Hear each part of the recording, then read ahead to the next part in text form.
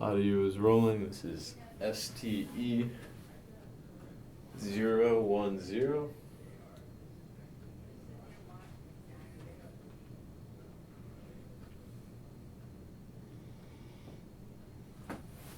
And here we go. So, like I said, the first question is please state your name, rank, when you left the service, the branch you served in, and the years you served. My name is Clyde Childress. I retired from the Marine Corps as a major. I served in Vietnam from May of 1966 to July of 1967, and then again from March of 70 to March of 71. I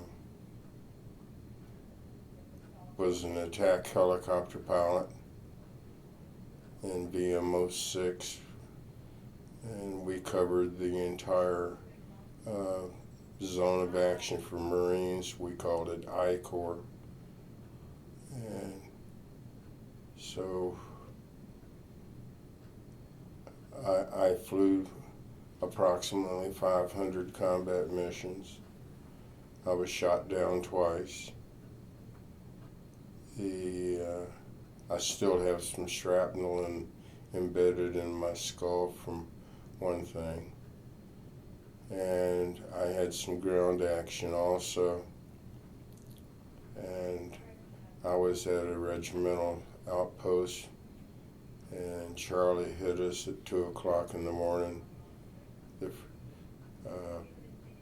I shot one enemy coming right at me with my pistol, and we lost 83 Marines that night in our group. It was terrible.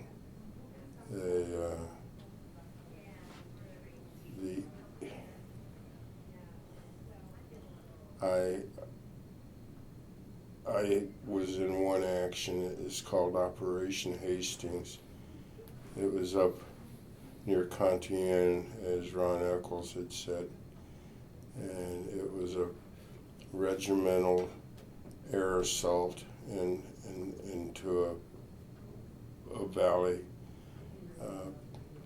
They thought that we'd be okay, but I and one other gunship was assigned to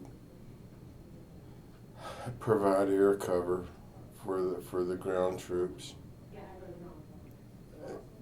When the first troops landed after the helicopters departed with the first troops on the ground, then the North Vietnamese, and it was North Vietnamese regulars, we were up against probably at least a division.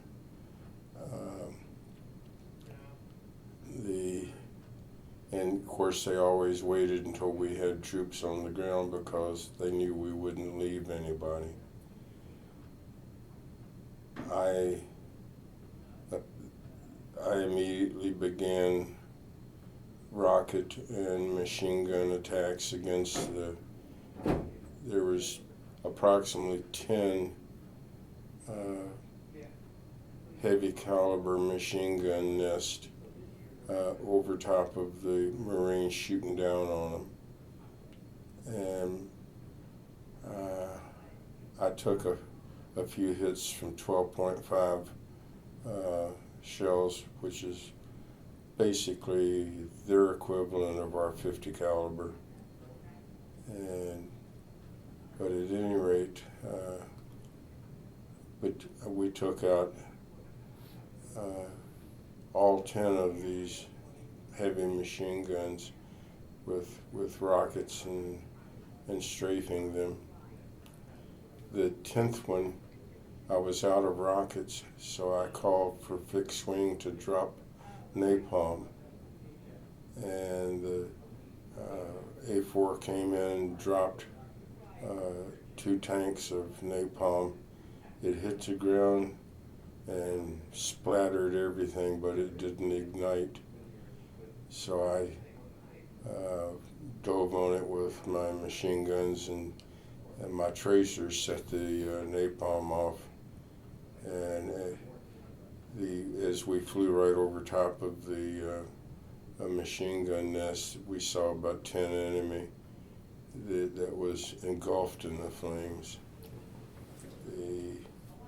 But at least we took out the machine guns, and for that action I was awarded the Distinguished Flying Cross. And I also have 21 air medals. We flew missions day and night, and I sometimes wonder what happened. The no Allied unit in the entire course of Vietnam lost an engagement, but the politicians lost the war.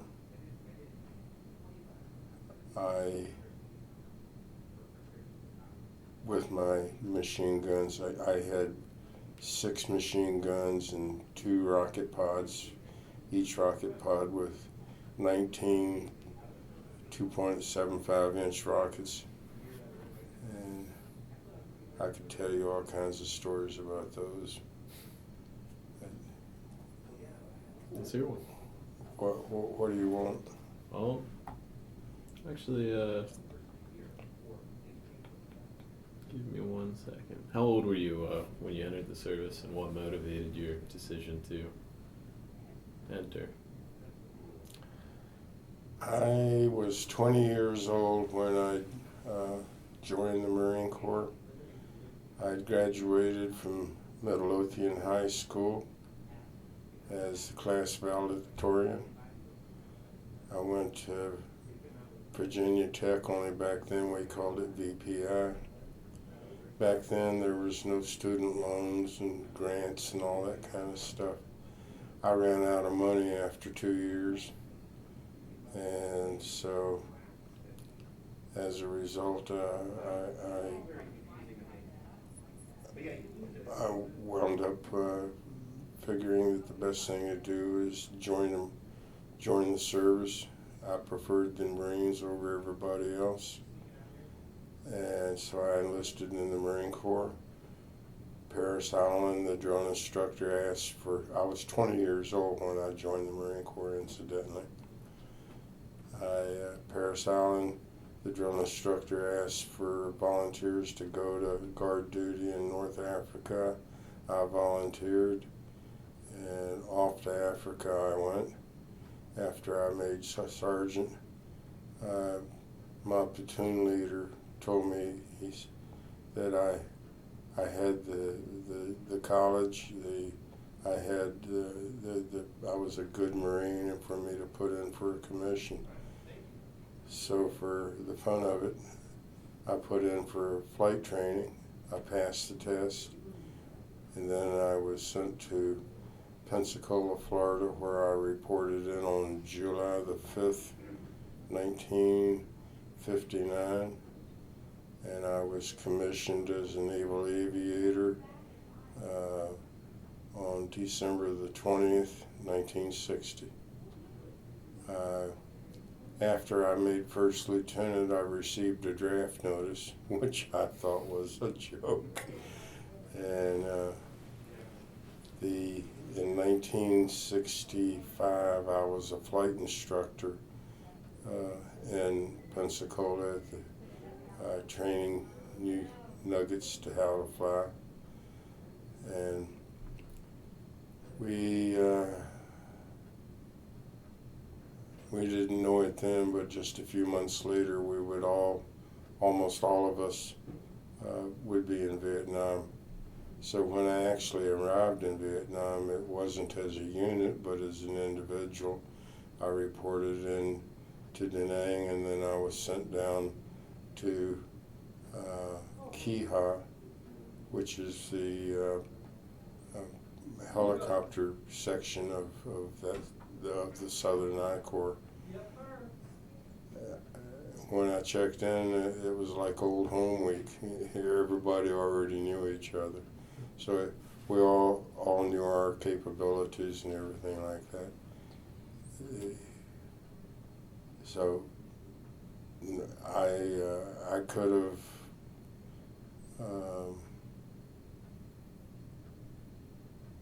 I called Vietnam payback time. The Marine Corps spent $2 million or more in training me to be a naval aviator, and so I figured I owed the government a little payback. Let's see. So you said you actually still had some shrapnel in your head. Can you tell me about one of the times you were wounded?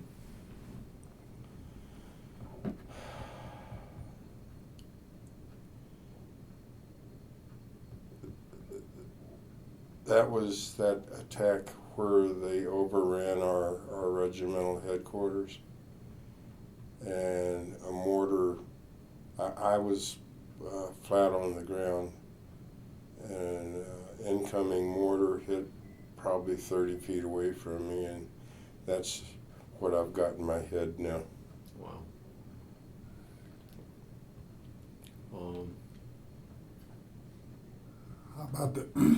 How about the incident when you had to take Carlos on a mission? One of my missions that was really unusual was there was a Marine Corps sniper called Carlos Hathcock, and he was probably the greatest sniper in the Marine Corps up until some of these current guys that are incredible. I had a mission just to pick up a Marine and take him to a certain spot and drop him, and then I was to go to a Arvin outpost and wait 24 hours and go back and pick him up. And when we landed at the Arvin outpost, the commander spoke fluent English. He was born in Hanoi and had escaped to the south when the country was divided. And he told me that they didn't go out too far from their base, and so basically they had a kind of an arrangement with the enemy where they would only go out so far, and so the enemy would leave them alone.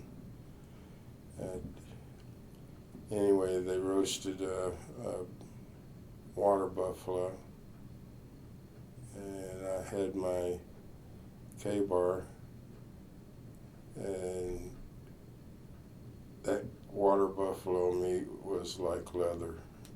It smelled so good, though. Good though when you're hungry, but when I left when we were leaving the base, the camp commander gave me a 6-pack of beer, and I thanked him, and I put it under my seat. We went and we picked up the Marine, and as he was getting on board, I said, "Marine, what's your name?" And he said, "Hathcock, sir." And I said, "Well, there's some beer under my seat if you want one." And then I took him back to Hill 69, dropped him off. I didn't know at the time who he was, but if you ever get a chance, read his book, One Shot, One Kill. That particular mission, he had killed a North Vietnamese general from well over a mile away. Wow. Do you have any Any other ideas for No, questions or stories? I'm just nah. I mean, you know him better than me, so I mean, I'm just shooting Yeah, blind well, here, I'm so- I'm just here with my friend Major Childress, and we share some things, you know. And I was an engineer in the Army, so you about the same time, 66, 67, but never knew him until just here about How'd you guys meet? 7 years ago. Where'd you guys meet? Well, we met here in Powhatan on his farm. Oh. Yeah. On a fireworks day, or? Nah, well, I cut the hay at his place. And then him and I just got to talking, and then we had a lot of things in common, and we just became good friends. So I support him in everything he do as far as the fireworks and all for the veterans, anything we do. I could say something about the fireworks. Sure. When I got off the plane in San Francisco, a long-haired hippie walked up to me, called me baby killer, and actually spit in my face. I broke his jaw and continued on to my next plane. But I didn't understand what was going on in the country, how anti-war it was, or anti-whatever.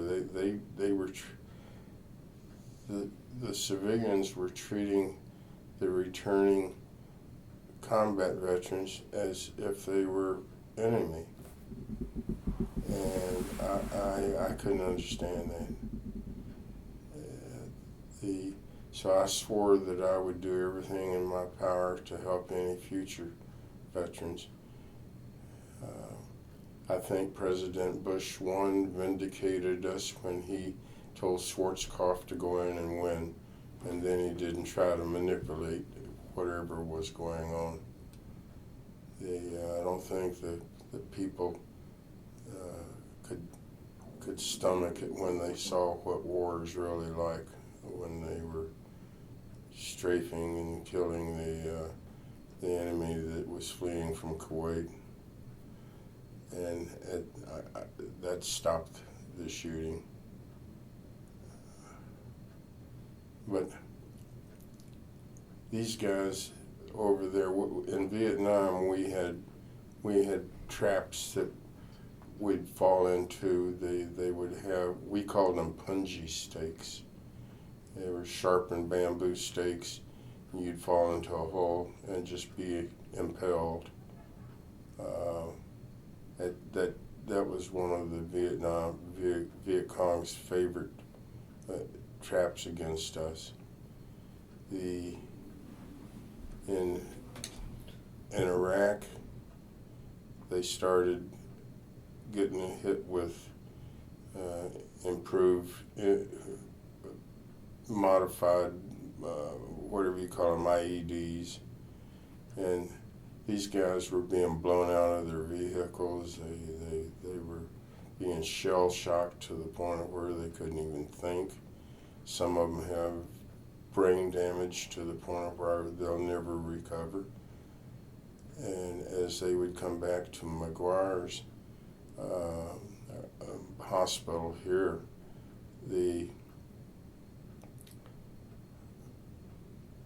Ron Eccles was instrumental in setting up an organization called Families of the Wounded, where they collected money and gave it to the families of these wounded guys, no matter what service they were in, to defray their expenses when they left home to come here.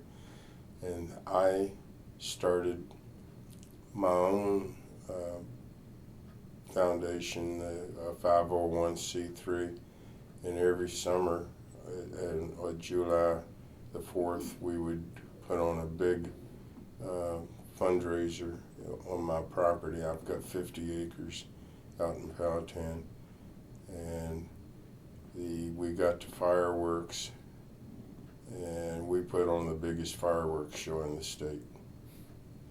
and we raise a lot of money for the families of the wounded here in, not the families of the wounded, but the Virginia Wounded Warrior Program, which is, the name is being changed to Virginia Veterans Assistance Program. The flags. And we also provide all the service flags that fly at the Virginia War Memorial on Belvedere Street. And we've done all the flags for the last 8 years now. Let me pause you real quick.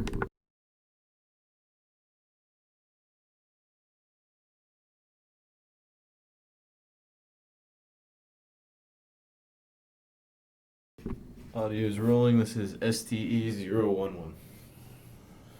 One of the questions that I would like for you to ask, probably each one of us, is what do we think of actual combat? And I got a lot to say about that, and I'd rather not say it here.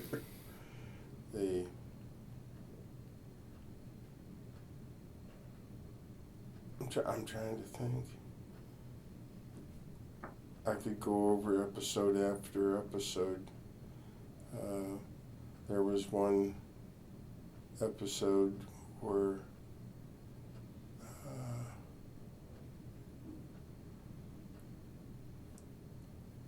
between my tours in Vietnam, I was training a young first lieutenant on his way to Vietnam, and he met a Navy nurse there at Camp Pendleton. They decided to get married, and he asked me to be his best man. So we had a nice Marine Corps wedding, and then 3 months later he was shipped off to Vietnam, and about 4 months after that he was shot down and killed. And I was assigned to be the casualty officer. When I went over to the apartment and knocked on the door, Carol opened the door and she said, "Hi, Clyde." And I saw she was wrapping a package to send to him. And then she saw the chaplain behind me. And she said, "How bad is it?" And I said, "Carol, I'm so sorry." And she collapsed in my arms. That was the hardest thing I ever did in my whole life. I'd rather have a year's worth of combat than to have to do that again.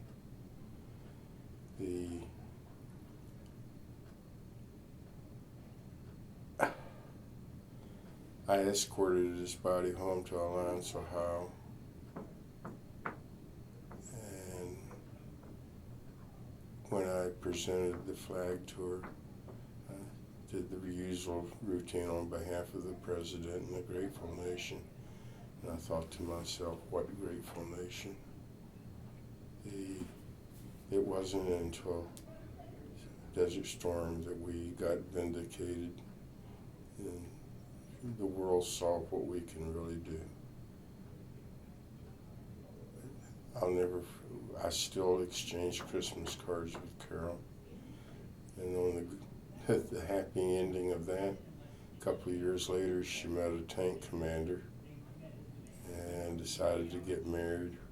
Her father had been a New York policeman and had been killed when she was 11 years old. So she asked me to walk her down the aisle for her second wedding. So I was best man at her first and walked her down the aisle. So that was a happy ending to a very sad story. Is there anything I didn't ask you along the same lines, I guess, as that one, but anything else you want to add? Or any questions that you'd recommend for when we do the assembly?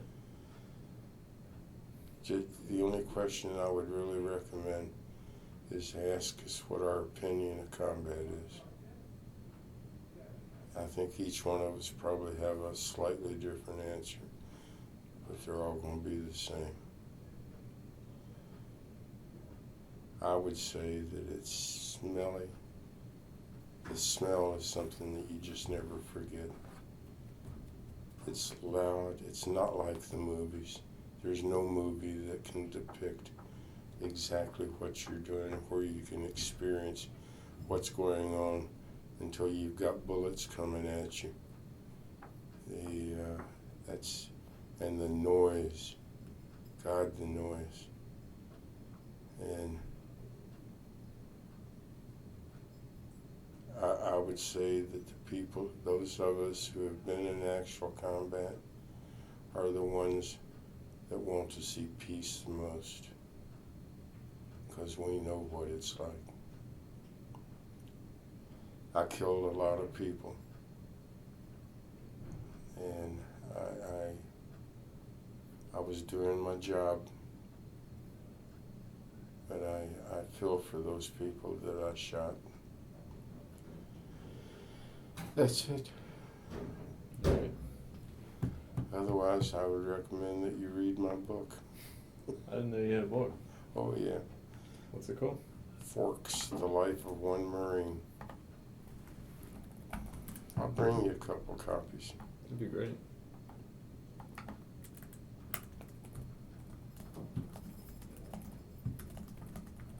Write it down so I won't forget.